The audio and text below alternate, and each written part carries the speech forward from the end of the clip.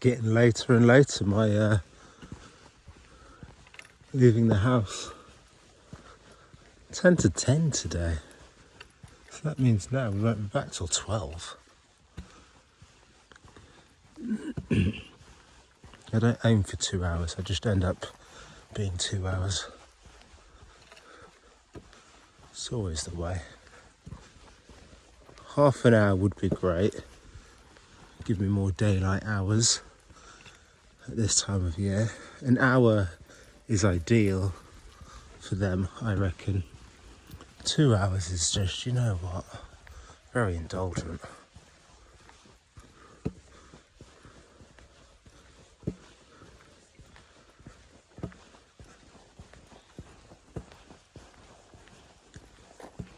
So we all slept in the bed last night. Yeah, I know, crazy, huh? So what are you thinking? I did groom them, so I didn't find any ticks, and if they did have any ticks, their ticks would have been embedded in the skin and drinking the poisonous blood of the dogs. So I have to give my dog Simparica. It's an oral tablet. It's basically like what you get in England with Frontline. Frontline doesn't work out here. It's so toxic, but it's not toxic enough. So I give the dog Simparica. Horrible, isn't it? That you give your loved ones a tablet, you know. I tried all the natural remedies, homemade tick deterrent, and don't get me wrong, they work to a certain extent, but this life out here, it's full on when it comes to ticks. I was wondering like a week ago, do they ever go? Do ticks ever go in Bulgaria? Apart from when it's proper snow, I don't see ticks. But I think, I don't want to gloat and jinx myself, but I've got a few spots now where I know for a fact as soon as you walk in there, you're getting ticks. And unbelievably, this is one of the paths that Plumman takes in the evenings to get back to the village. And we don't get ticks. I'm sure they're here, but there must be so less of them. So one of the beautiful spots is over there. You're talking like 15-20 ticks per dog. When I get back to the house, they are crawling with them. And it's fine with the Simparica or the Frontline, whatever you use. But I'm gonna, I just think until the buggers has bitten your cat or dog, they're just crawling on the fur, aren't they? And because they probably smell that there's something not good for them, they just crawl on the fur, which makes it easier for me to collect them at the end of the walk if I go into bad places.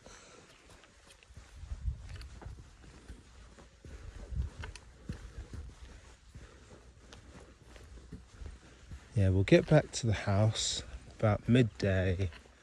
I would like to really crack on now with this cat room play area.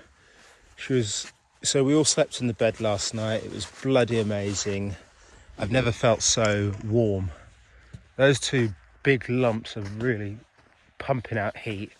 And then I've got this gorgeous little cat that I don't know if they crushed her, but I didn't crush her anyway. And I want to just get her room done. She was playing this morning with her toys, which was really cool because when I rolled it around for her and done the pulley string thing, she seemed spooked. but I've quite literally just left her playing with the toy that's now dangling from the door and a couple of the balls. So I might even make some weird offcut of ply, because I've got some really nice offcuts from work from England of birch ply. I might make a weird jingly ball marble run style thing. I've got a real nice collection of mulberry trees, like really tall mulberry tree trunks that I chopped up, delimbed. This was like a couple of years ago. I was going to use them for structural things because they're nice and straight, but at the moment I'm going to use them for a cat thing so she can scratch it up. And yeah, I've got some other bits, just make lots of little levels. I'm still using, so when you go into the supermarket, you've got all of those nice cardboard crates that your fruit and veg come in.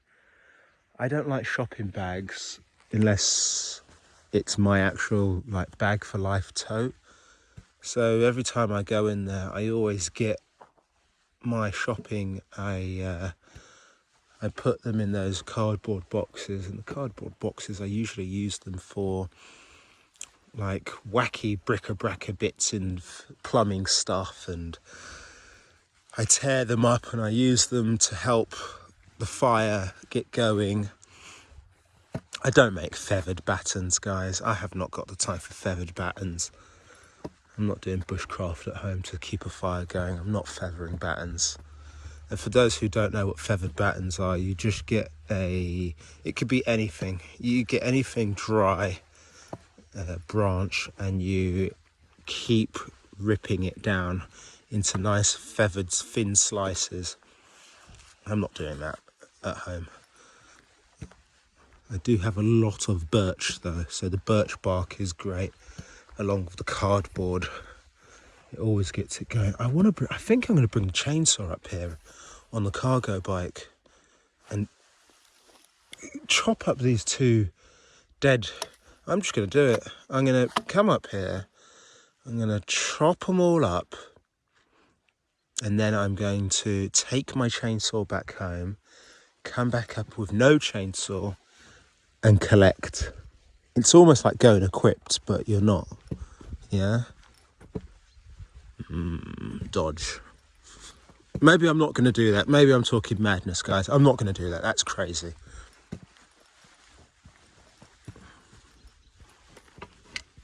There's another one over there.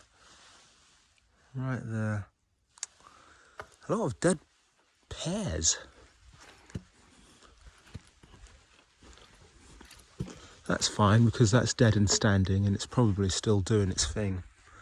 What I noticed yesterday when I was butchering my giant trunk of a grapevine is that some of it is dead, and then somehow, don't ask me how because I'm not green fingered, you chop out a dead piece and you carry on going down it or up it, and then you find a bit that is juicy, alive, oozing that great bloody sappy grapevine juice, and it's, anyway, interesting, isn't it?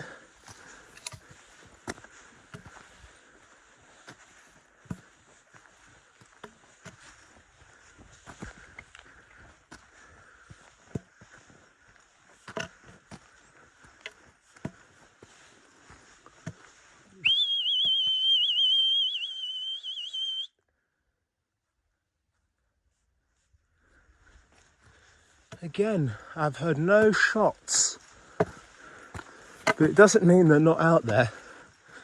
It doesn't mean that they are not out there, cocked, poised, ready to bust shots.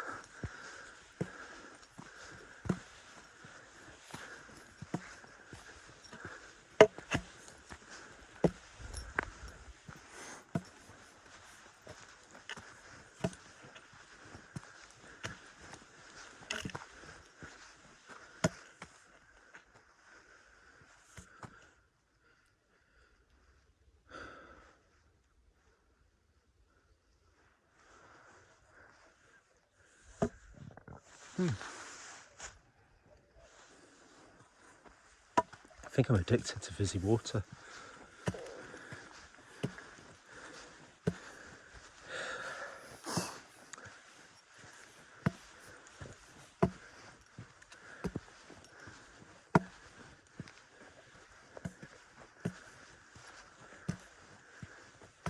Hi there. Hi there.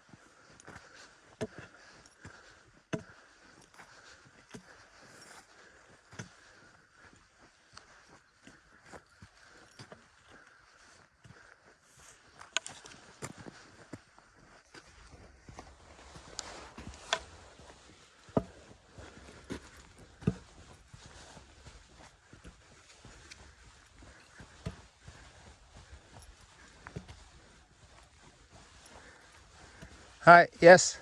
Go on then. You can go.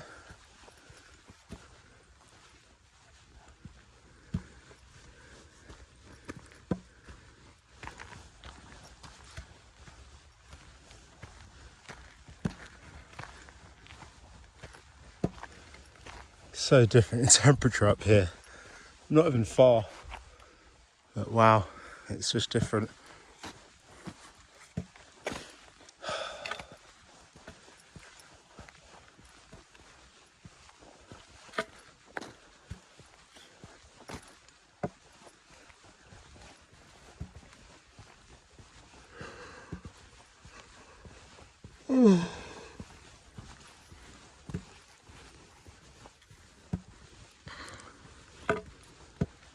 Excuse me, drop it.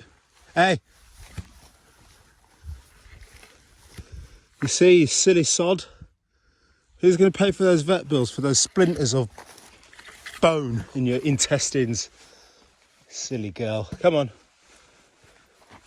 You really do eat anything, don't you? I actually found teeth in her poo. Yeah, that's right. Well, I figured, like, when you go to the toilet, you check your own poo, don't you? So when your dog does it, you inspect it as well, don't you? It's just nice to know what's going on. And don't lie to me. Whoever does not check their own poos when they go to the toilet is...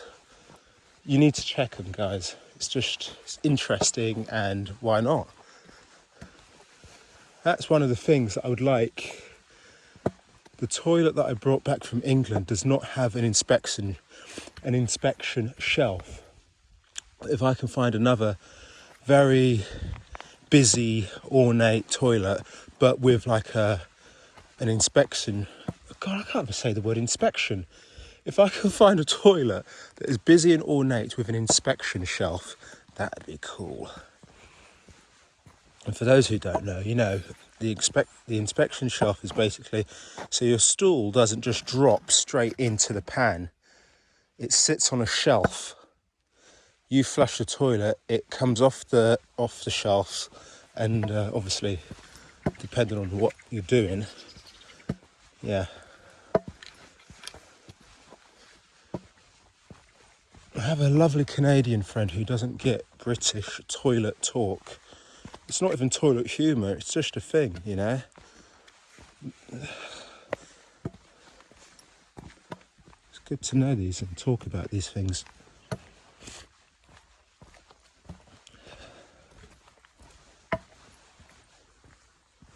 This will all be running with water soon.